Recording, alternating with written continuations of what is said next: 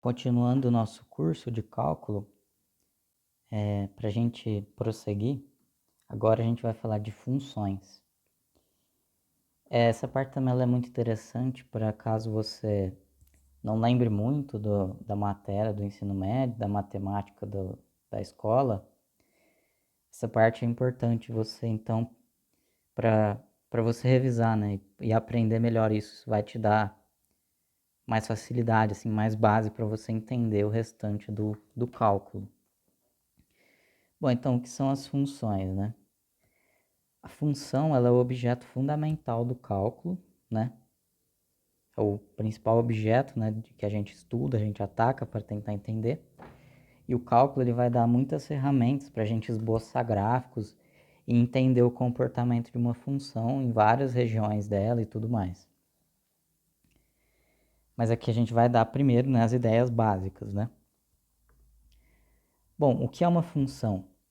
Ela é uma lei, né, uma regra, ou uma regra que associa a cada elemento x em um conjunto D exatamente um elemento chamado f de x em um conjunto E. Bom, por exemplo, um gráfico de velocidade por tempo da física. O x seria o tempo, né? E a velocidade, o y. A velocidade, ela depende do instante, né, que a gente está analisando. Em cada instante ela pode ser diferente ou não. Isso a gente tem que analisar de acordo com o gráfico, com a função ou com, né? A função ela pode ser uma equação, né, matemática que relaciona duas coisas, né, duas grandezas. Então essa que é a ideia de função. Uma forma também da gente entender isso é que a função ela é como se fosse uma máquina. A gente joga um número x dentro dela, vou até fazer aqui, ó, como se fosse uma máquina. A gente joga um número x dentro dela e ela devolve um valor y. Ela faz uma certa transformação nesse número e dá um outro valor y para a gente. Então essa que é a ideia de uma função. E no cálculo a gente, né, é importante entender que o x é a variável independente e o y vai ser a variável dependente, né? Porque ela depende da outra variável para ela ser definida. Em diagramas a gente pode expressar uma função dessa forma aqui, né? Um domínio D, está aqui, desse lado. A gente vai ter lá dentro desse domínio valores, que pode ser o x e o a, por exemplo. E a função, ela vai dar para a gente um outro valor, que vai ser o f de x e o f de a, que vai estar em um outro domínio, que é que a gente chamou de E. Em notação ficaria que x e f de x é tal que x pertencente a um domínio D, né, nessa notação. Isso aqui é o diagrama de função, né? Uma coisa importante também de entender de função é saber identificar, por exemplo, olhando um gráfico, o que é uma função e o que não é. Se a gente focar aqui nos gráficos, ó, esquece essa parte de cima. Vamos focar aqui nesses dois gráficos aqui. Esse gráfico aqui, por exemplo, ele é uma função. Esse gráfico aqui. Se a gente fizer um teste, ó, o teste das linhas verticais, se a gente traçar linhas verticais aqui no gráfico, ó, em nenhum momento... Opa, peraí. Em nenhum momento essa função, um valor de x dá mais do que um valor em y.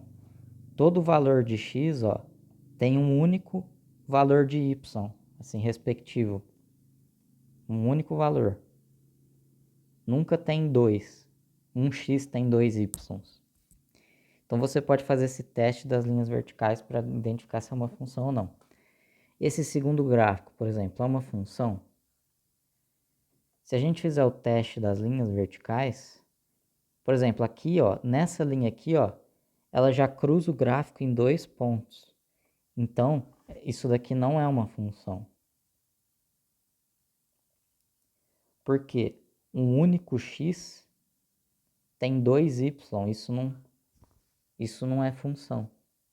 Então, isso é uma forma de você conseguir identificar rapidamente se é uma função ou não.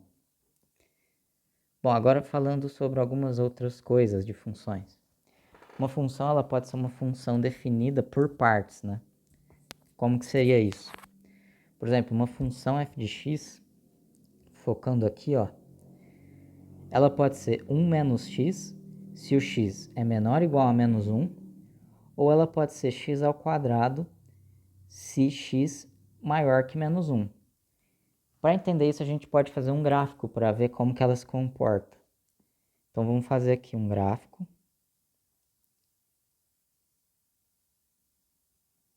Eixo y e eixo x. Então, ele fala que ela é 1 menos x se o x é menor ou igual a menos 1. Então, vamos pôr aqui um menos 1. Então, se ela é 1 menos x, para x menor ou igual a 1, ela é todo esse intervalo, ela vale x menos 1. A função x menos 1, por exemplo, se eu pegar aqui f de x igual a x, não é x menos 1, é 1 menos x. Se eu pegar um ponto, por exemplo, f de 0, o x igual a 0, 1 menos 0 é 1. Então, para o x igual a 0, o y é 1. Ah, não, perdão, eu tenho que pegar algo nesse intervalo, né? Então, peraí. Se eu pegar f de próprio menos 1, 1 menos menos 1 vai dar 1 mais 1, que vai dar 2.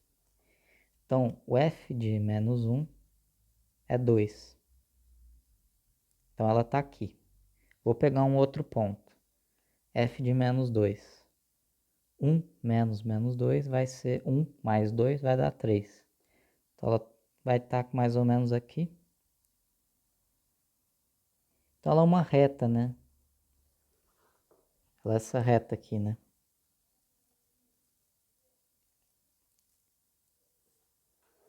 Nesse intervalo. Agora, quando ela é maior que o menos 1, ela é x ao quadrado. A função x ao quadrado, ela é uma função batida, assim, é importante você saber. Ela meio que de cabeça. Ela é essa função aqui, né? Uma parábola, que ela é do segundo grau. Então ela faz isso e passa pela origem, né? O vértice está na origem. Então ela é tudo isso aqui. Então esse que é o gráfico, entendeu? Essa é uma função definida por partes. Nesse intervalo ela tem uma forma, um valor, e aqui, daqui para frente, outro. Então isso que é uma função definida por partes. Uma função definida por partes também que é importante saber é a função do valor absoluto, que é a função do módulo. Por exemplo, se o f de x é igual ao módulo de x, ela é definida que x, se o x é maior ou igual a zero, e menos x, se o x é menor que zero, né? Negativo. E essa definição eu recomendo que você saiba ela meio que de cor também, que ela é muito importante, muito batida, assim. Vai usar muito. Então aqui está o gráfico dela. Eu vou traçar em vermelho para reforçar um pouco. É esse aqui. Esse gráfico aqui. Perceba que o y é sempre, né, positivo, ela está sempre acima da origem aqui, né? Então ela é sempre positiva. E essa reta aqui é a reta y igual a x e essa é a y igual a menos x, né? Essas duas retas, se a gente fizer o prolongamento aqui, elas são as bissetrizes dos eixos, dos quadrantes, perdão. Esse aqui é o primeiro quadrante, esse aqui é o segundo, esse é o terceiro quadrante, esse é o quarto quadrante. Essa aqui é a bissetriz do primeiro e do terceiro quadrante, e essa é a bissetriz do segundo e do quarto quadrante. Bom, enfim, essa é a função módulo. Esse é o gráfico, é importante saber ela. E agora a gente vai ver o conceito de simetria em funções. Por exemplo, um tipo de função muito importante é a função par. A definição dela é que ela é uma função par quando f de menos x é igual ao f de x. Então, essa é a definição.